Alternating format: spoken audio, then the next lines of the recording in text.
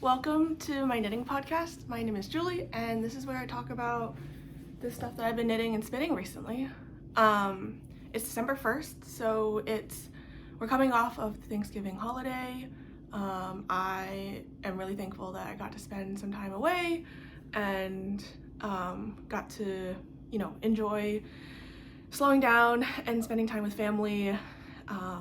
So yeah, now I'm feeling energized and ready to give the next couple weeks all I got, and then hopefully spend some more time chilling out. So today I have an obligatory hot beverage. It's chrysanthemum tea, which is not super, I guess, like you can decide how strong you want it to taste, but it's very comforting for me. It's something that I really like drinking growing up with my family. So yeah, the chrysanthemum tea is after a coffee already today. Let's see, I have notes in front of me. Today they are written on a Raising Cane's post-it note. But yeah, so we'll get started. The first thing that I have to talk about is my finished object. This is Honeycomb Aran, which is a sweater pattern by Yarnspirations, which is like a big box yarn company. They make a lot of like the in-house brands for they make a lot of the in-house yarns for like Michaels. So this is a free pattern online. I knit this out of Knit Picks Wool of the Andes Worsted, which is a really great affordable yarn. It's 100% wool. It is 100% Peruvian Highland wool. So this Honeycomb Aran sweater is, I'll stand up, hopefully you can see. It's an all over cable sweater. It's knit in pieces. It has raglan seams, so you can see here it's sort of messy on this raglan. This raglan's also a little bit messy. It's knit in pieces, so front, back, 2 sleeves, and you seam it up, and then you put the neckband on. This sweater is basically my magnum opus this year. I think it's the only sweater that I knit so far. I still have December. It's taken me since about May to complete. Yeah, I learned a lot making this sweater. This is my first seamed sweater. It's my first all over cable sweater. Things I learned: 1, mattress stitch is not that hard, which is a plus.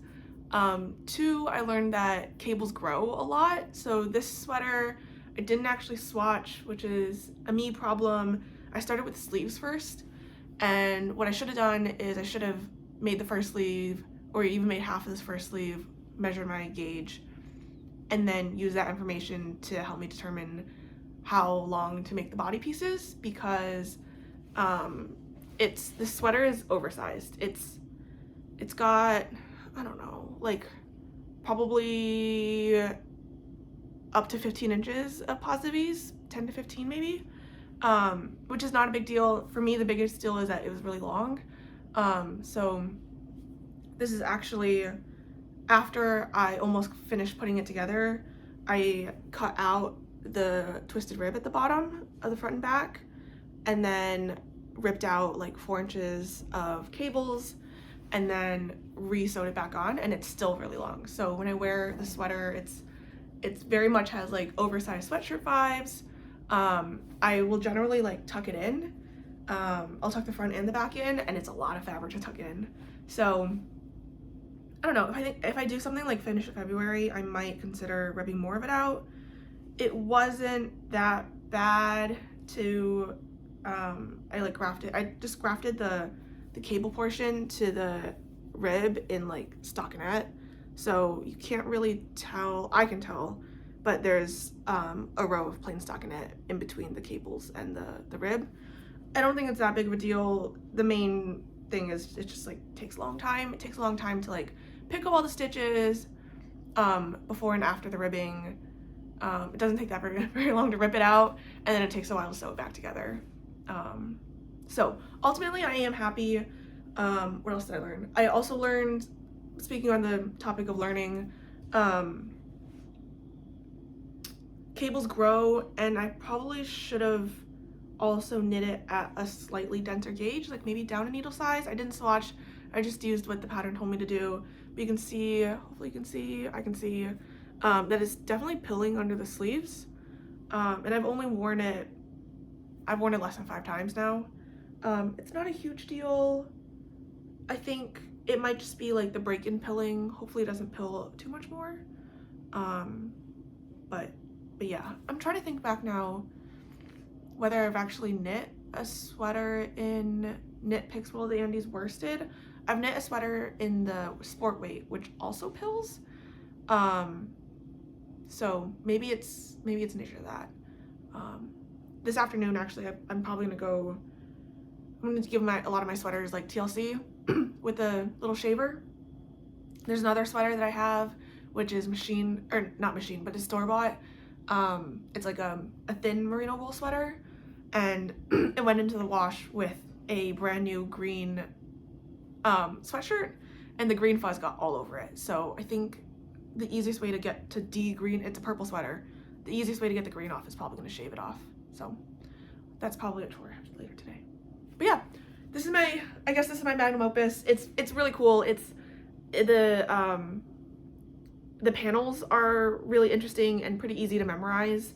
I knit a lot of this while traveling, and found that I didn't really need to have the pattern with me. It's pretty easy. And as someone I think I've only knit like one cable thing before this, and it's actually right here. Also too big. It's this cowl that I knit.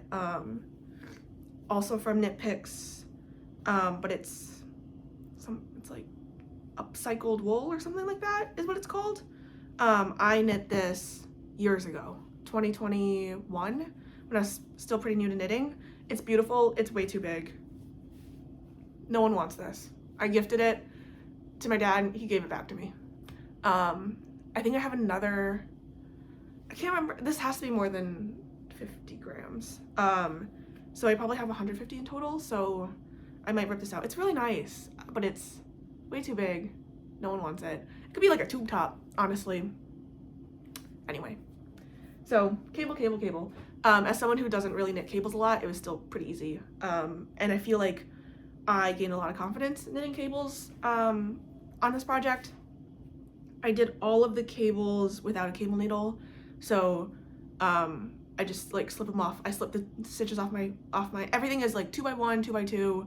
I don't think there's anything more complicated than 2x2. There's a lot of 2x2, but I just slip 2 needles off and then sort of like pinch them, either holding them in the back or holding them in the front, and then knit or pull the next stitches, and then slip the ones that I slip off back onto the needle. It's really easy. It's not that bad. It's just a little bit. There are things that I would change. I'm not gonna rip it all back. It's a very like cozy knit, so I'm a big fan. What ultimately got me to finish it is that there was this exhibit opening in Philly at the Drexel Museum of like Natural History. There's a exhibit, it's called The Ecology of Fashion, and they had an opening, and my friend and I went, and I was like, I want to get my sweater done so I can wear it to this exhibit opening, and I did. I got it done the night before. The exhibit's really cool. As someone who's interested in like textiles and creating fabric and wearing fabric and all of that, it's an interesting exhibit about like the sustainability of, the way I see it, it's about the sustainability of like creating textiles and consuming textiles, creating both like in like the handmade, like, you know, as a fiber artist, like I like to like, you know, collect wool that, you know, people I know grew, and then spin it and knit it and then into textiles, but also like from in like a fast fashion or a sustainable fashion. It sort of looks at sustainability fashion through all those lenses, which is cool. It's open for a really long time too. Okay, that's what I've knit. That's the only thing I finished. Oh no, that's not the only thing I finished. There are things I finished. They're not as big as sweaters though. I finished 2 pairs of socks that have been on the needles for a bit. I'll start with they're the same pattern, so I don't know, I'm not sure why I started with one or the other. This one has been on the needles for longer. This has been on the needles since February. So the pattern's called Basic Ribbed Socks.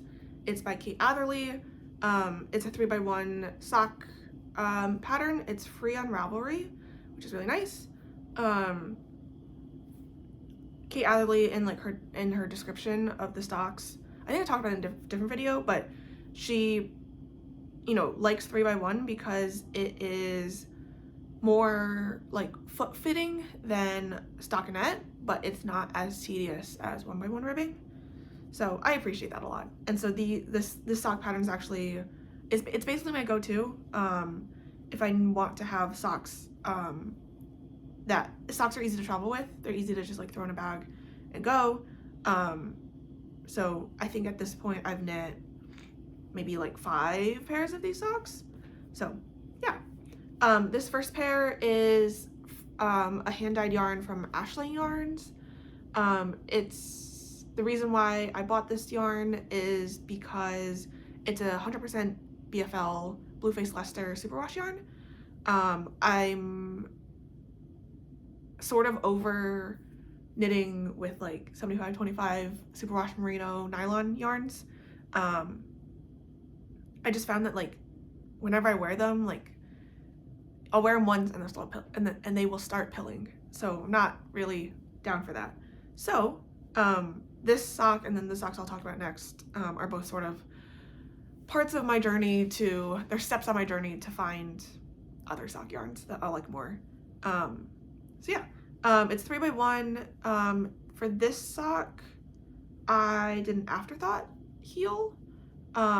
So I knit like from the cuff down to the toe, decreased for the toe, closed it off, and then thought I knew where to cut in to make the heel, and thought incorrectly. It's completely way too small for me. I have a friend who really liked this yarn when I was knitting it up and has really small feet, so I might ask if she wants them.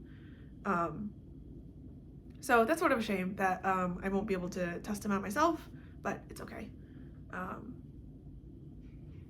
I knit these on, so there are a couple different variables in my like quest for finding more durable socks. One of the variables is like yarn composition. So this one is 100% BFL. BFL, it's superwash, but it is 100% BFL. BFL is a long wool. So the fibers are all pretty long, so when they get spun together, it holds its structure better. Whereas like merino is generally a shorter staple length, a shorter fiber. It's a soft fiber, but it's generally shorter, and so it's more prone to, the shorter fibers don't stick together as well. They're not as sturdy, so then the yarn's not as sturdy, so then the fibers will come out, they'll pill. These socks are too small for me, so I haven't tried them on. But I guess I can like rub them around a lot and they don't seem to pill, so that's good. Yeah. I saw this friend last week and I should have brought them and asked if she wanted them, but I forgot. And I guess I'll see her sometime later and ask. But yeah, so these are cool. I like I think the colors are pretty cool. I don't typically knit with like hand-dyed yarns. And so this is sort of a nice treat. This is knit, I think there's 60 stitches around.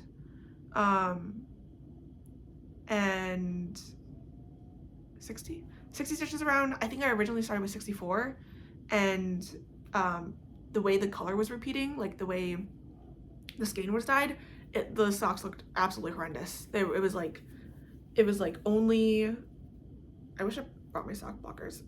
It was only patterned, instead of being patterned like in a spiral all the way down, it's sort of cool. It's like a spiral going down the way I have it now.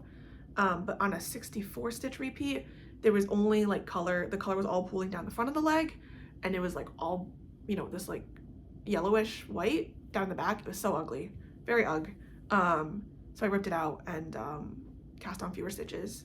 I think I used a plan pooling tool online just to like confirm, and it's sort of crazy that like just cutting out 4 stitches was able to make such a difference.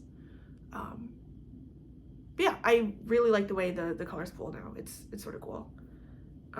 The color does the color repeats sort of get broken up at the heel, just because the circumference is so much smaller, and then also at the toe, same reason.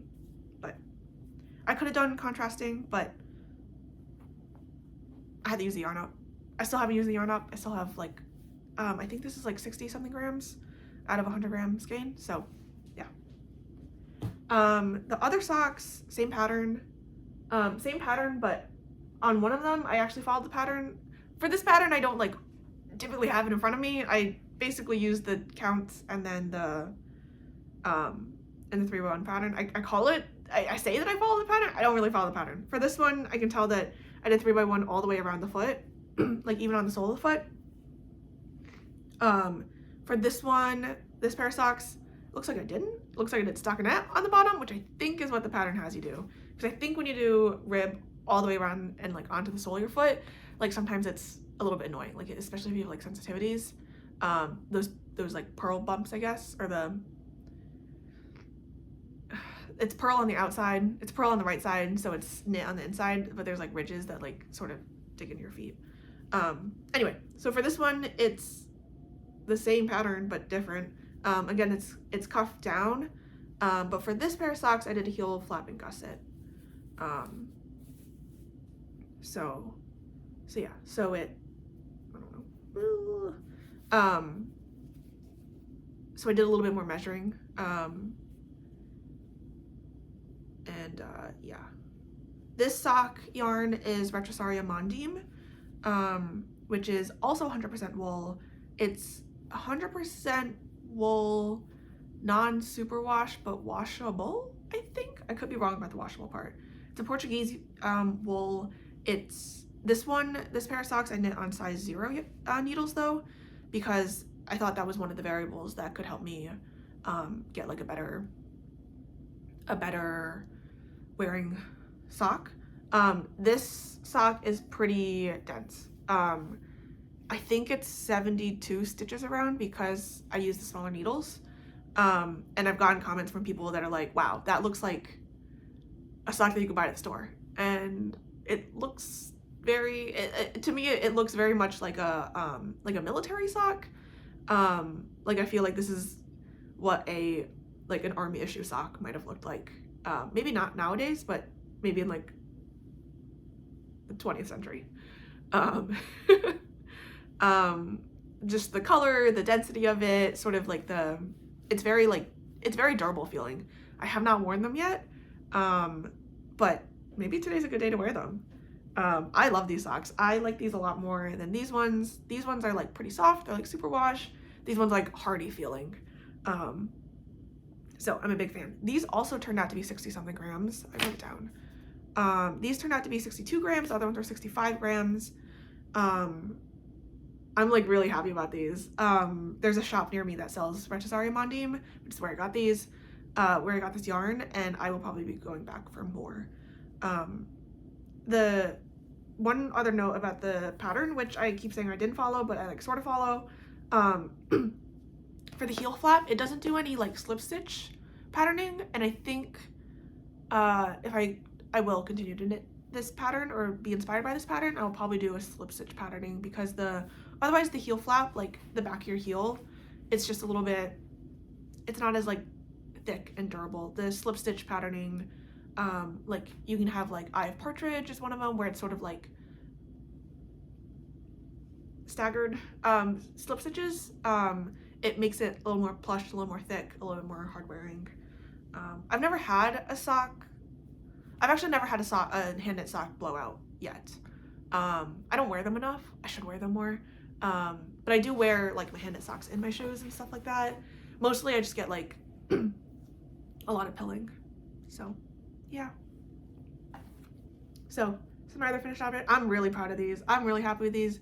These also took a while. Yeah, I typically will cast on socks as like a travel knit. Travel not being like, not necessarily like I'm like gonna go somewhere, but just like it, like I mentioned earlier, like it just gets thrown in my bag.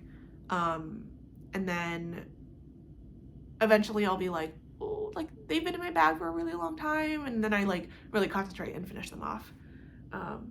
So yeah. Continuing with the knitting, not the spinning. I have 2 items that are in progress. One of them, I think I mentioned in my previous episode, I am still working on it. It's a gift for a friend. It's called the Ullender sweater. So it's a all over stranded colorwork sweater. Stranded colorwork, it's like, I don't know, it's like stripes and stranded colorwork. I guess I'll just show you. So it's, to be honest, it's like mostly solid. There are a couple rows of solid and then a row of stranded colorwork and then more rows of solid and then switch a color to make a stripe and then back to the solid blue. So I don't know. It is a colorwork sweater. The little blips and little dashes spell ull, U-L-L, which is wool in Norwegian. And my friend thought it was a nice like patterned, slightly, a nice pattern. So yeah. So this is a sleeve. I also have some of the body, very little of the body done. It's a bottom up. I think it's gonna be, I think it's a raglan. It has like raglan shoulders. I have the bottom rib and very little of the body done. I wanted to get this done in time for Christmas time. I don't think that's gonna happen. It's not gonna happen, I'll just say it now, it's not gonna happen. So I think as a consolation, I might try to figure out if I have enough extra to make like some mittens or something like smaller and manageable that I actually can do, that sort of, you know, meet the intent of the present. The yarn for this is pretty interesting. I don't know if I mentioned it last time. The blue is Plymouth yarn Galway, which is their 100% wool. My understanding is it's fairly similar to, it's like the Plymouth version of like Knit Picks Wool of the Andes. Since it's called Galway, maybe it's, oh, it says made in Peru, so it's very similar. Peruvian, I'm sure it's, I'm not sure, but I would bet money that it's another like Peruvian Highland wool. So it's in this like nice blue, like heathered kind of look. And then the gray is the interesting one. It's from Wolftree Farm. It's called Wolftree Farm yarn. It is 100% purebred Icelandic wool raised on organic pasture at Wolftree Farm in Burdett, New York. And it looks like this. There's still like spinning oil in it, so they actually recommend that before you cast on, it says before casting on, give your yarn a warm bath with a drop of dish soap, roll and squeeze it in a towel, then hang to dry. Your yarn will fluff up to full gauge. Once knit, hand wash in warm water, lay flat to dry. I didn't read that instruction. I didn't do that, so I'm not doing that. I'm just going straight from the hank, winding into a ball and knitting from there.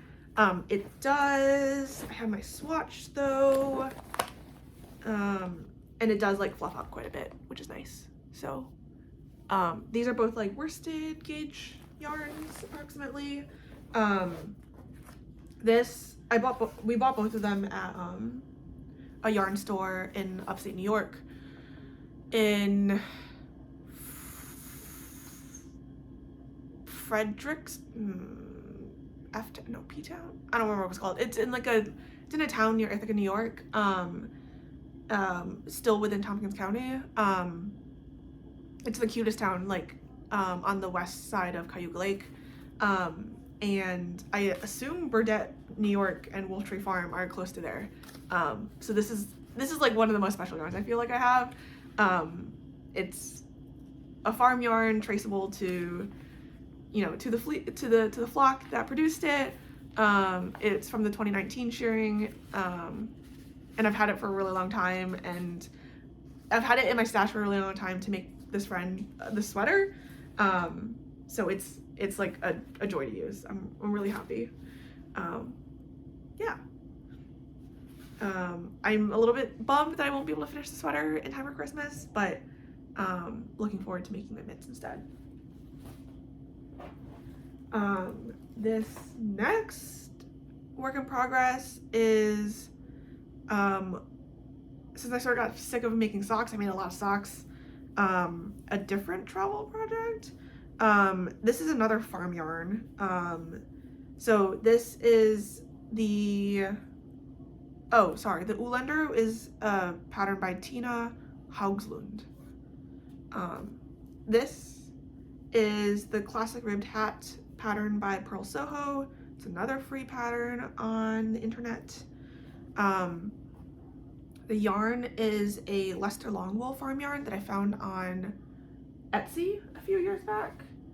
And I don't have the tag for this. But I have the tag for a different skein that I bought. It's from Hopping Acres.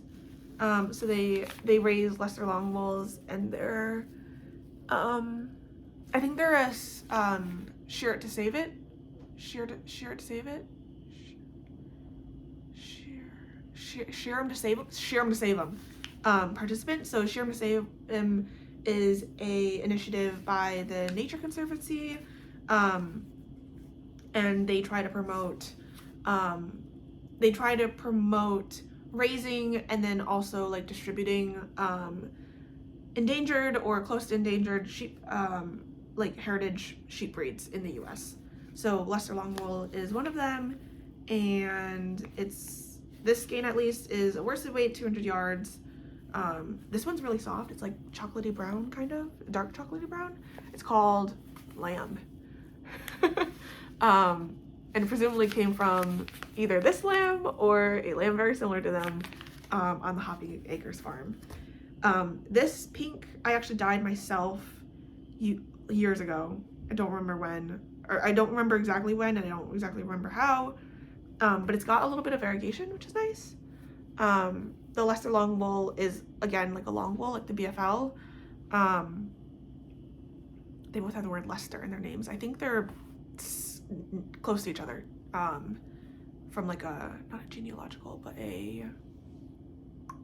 words don't come to me today. But like their ancestry, I guess, is similar. This hat is, I dyed it with like, I've only dyed with like food coloring and things like that, so it must have been like Kool-Aid or some kind of like pink food coloring. The colors didn't strike super evenly, so there's a little bit of variegation, which is nice, and it comes out in the hat as well, which I think is a nice look. I actually just weighed it this morning and did some knitting math on another Raising Cane's post-it note, just to be prepared for how much yarn I need to keep for the crown decreases. I think this is a pattern that other podcasters have talked about really liking the way the crown decreases look, so I'm really excited to try it out. Yeah, I think the pattern has you knit for like this size. I'm knitting the adult medium. I think it has you knit like 9 inches. But I'm probably just gonna knit until I get to like the amount of yarn that I need to reserve. So for me, that's about 15 grams. I'll probably reserve about 17 and then start the decreases. Yeah, I think it's a really nice, its pattern is just 1x1 rib. It's a free pattern. I do it for most of my cast-ons. I do a twisted rib, a German twisted cast-on. So it's very similar to longtail cast-on, but has a little bit more stretch. And then the idea is that the hat has enough stretch to even fit my head, which is quite large. So I want to have a folded cuff if possible, and I'll keep knitting until I get there, until I get to the 15 to 17 grams I need to reserve. There's 38 left in this ball, so I have a little bit of ways to go. Yeah, similar to socks, like this is a nice project to just like, it's just 100 grams. It's one short circular. It's just like throw it in my backpack, throw it in my purse, whatever. You can take it wherever. So yeah, yay. Talk about this. I think there's only one last thing to talk about. And that's some spinning progress I made. So for a while, for like a little bit, for like a couple weeks, I think after I published my last episode, I got really back into spinning and got through a bunch of fiber that I wanted to spin up. So this is a skein of yarn I made. The fiber is all from Friends and Fiber, which is a seller that I found originally at the New England Fiber Fest in 2022. I bought 2 braids from them. So there was one that was like reds and like golds called Jamaica Me Crazy. And then the blue one there was one that's like blues and greens called something else. And I did like a combination spin, like a combination fractal kind of, I guess, I don't know if it's fractal technically, but the, one of the braids I split vertically into 4. I don't remember which one it was. And then one of them I spun end to end. And with my original 2 braids, I think I got this much yarn out of it. And then I was like, wow, this would be great to make a shifty sweater. But I was like, I don't have enough yarn to make a shifty sweater. So I went on Etsy and I bought 2 more braids from them. And then that's how I ended up with this jumbo hank. Unfortunately, I don't know if it's the tone of the color. They're not exactly the same. The new hank I have is a little bit brighter, and I am not sure if that's gonna come out when I make my shifty sweater. The shifty sweater is an Andrea Mowry sweater, using like slip stitches, and like mosaic knitting to create like a color work all over. I think I'll just have to swatch it to see. Worst case, I alternate skeins. Seems like a lot. But maybe I'll swatch it and I'll swatch like a couple rows of this and then a couple rows of this.